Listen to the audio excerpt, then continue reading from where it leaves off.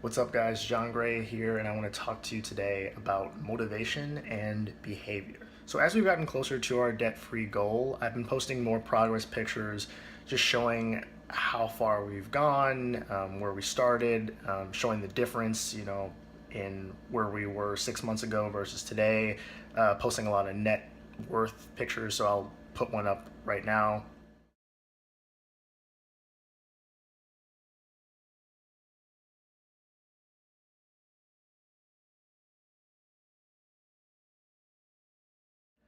And a lot of people recently have been asking, like, what's the secret? What's the trick? How do I start doing this for myself? And a lot of times I'll like refer them to one of the videos, or how I started, what the method is.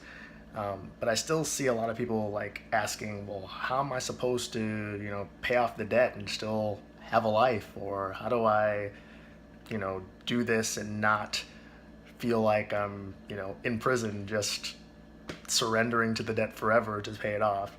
And I think that a lot of people are either enchanted by the thought of becoming debt free, or they haven't maybe been paying attention to sort of their finances for a while. So it's hard to imagine that they could go from a spot of being 50, 60, $70,000 in debt or more, to not having payments after a long period of time.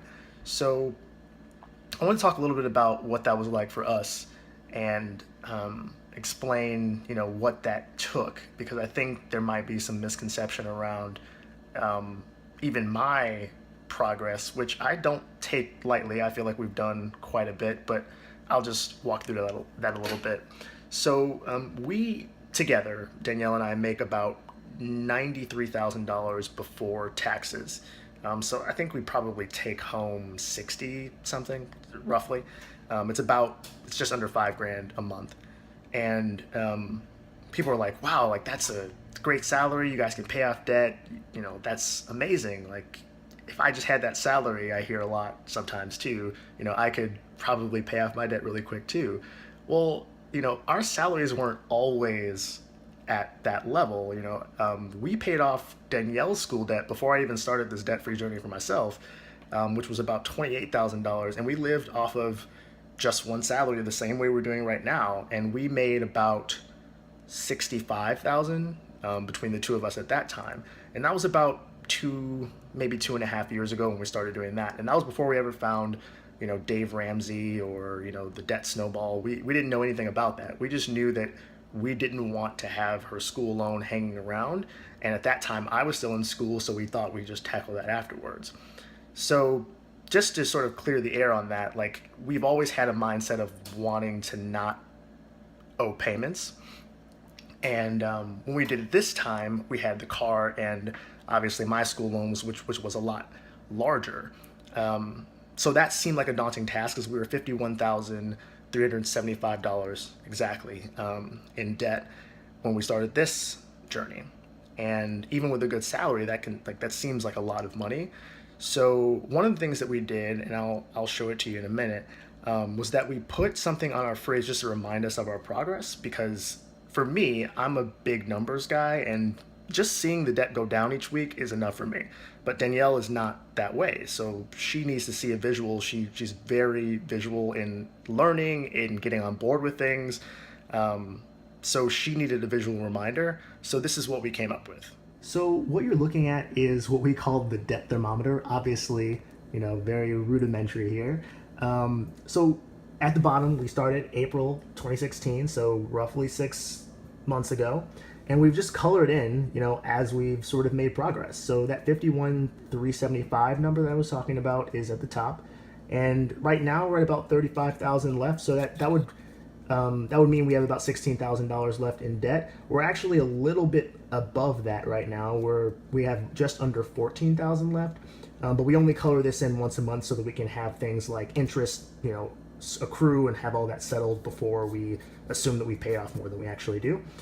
So you can see sort of the marks here. If you can see where we stop coloring, like, this has been a long time coming, right? So we color in, stop, color in, stop, and we've just been making progress on this consistently.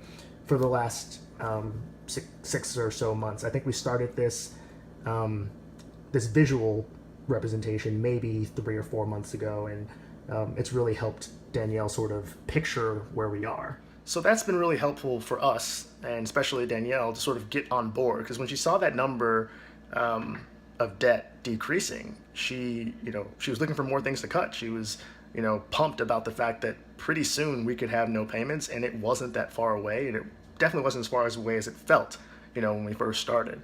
So I think that an important part of this process for anyone who's willing to try it is to keep the goal in front of you, obviously, and give yourself some type of visual representation that you are a part of, like coloring in something that you can see progress continuing to be made, and you're not just looking at spreadsheets, because it can be hard to visualize, especially if you're not someone who does well without visual representation. So the other thing I wanted to just mention is about the people who are saying things like, how do you do this? What's the trick? Unfortunately, there is no trick. This comes down to your behavior and how much you're willing to give up. People are seeing the numbers that I'm posting, and it's about $1,300 every 2 weeks that I'm putting towards debt. With that comes a lot of sacrifice. Danielle and I haven't been out on a fancy dinner date this entire time, the 6 months. Her and I go out to eat, but it's at Chipotle. It's not, at a fancy restaurant, and we don't go out and do a whole lot of other things that people our age, and we're 25, people our age are doing right now. So that $50 that I talked about, that's our fun money each month, that's it. We are very big on sticking to that number because we realize what it's going to mean for us in the future. So I think the key that people are looking for, then when they say what's the secret, is a way around having to sacrifice, and there isn't one. I mean, there literally isn't one. You have to be prepared, and you have to want it enough to put in that kind of work, because as Dave Ramsey says all the time, you can't wander out of debt. You might have wandered into it, but there's no way you're not going to get out of debt without being intentional about it. So I just wanted to remind people of that, and just, let you know that as much as I want for everyone to be out of debt and to not have payments, I can't make anyone be willing to sacrifice that for themselves. You have to be tired. You have to be done with the entire thing. And I've seen a lot of people who are and who are ready, but I've seen a lot of people who sort of are playing with the idea as well. And that's fine. As long as you're happy where you are, then it doesn't matter, But if you're unhappy and you're complaining, but you're not willing to sacrifice, then I think you have to look at yourself and say, what do I need to change? Because the only person that can really get you out of it is you. And the other part of that is, a lot of people think that, debt is a problem that only like poor people have. It's crazy that the more I've heard from people on this, the more I'm realizing that people who are in much better places financially, as far as salary is concerned, than I am, have a lot more debt than I do. And there's people who have a lot less than I do salary wise who are in no debt. So it's clearly not purely a salary problem. It has a lot to do with your behavior and how you map your lifestyle from your salary. I think we all have to remember that getting a raise doesn't mean that your lifestyle should also get a raise. You work hard for that money so that you can have something to show for it at the end of the day, not so that you can buy things to impress other people that you might never meet, like Dave Ramsey says. So I think I realized that really early on, and for some people, that is something you have to sort of figure out for yourself, and no one can really do that for you. So I'm finished by saying, thanks everyone who has been really supportive, and for the people who are really serious about trying this because they're tired of seeing their money dwindle, I'll do as much as I possibly can to help you. But at the end of the day, no one can make you not spend your money other than you. So just remember that. Thanks.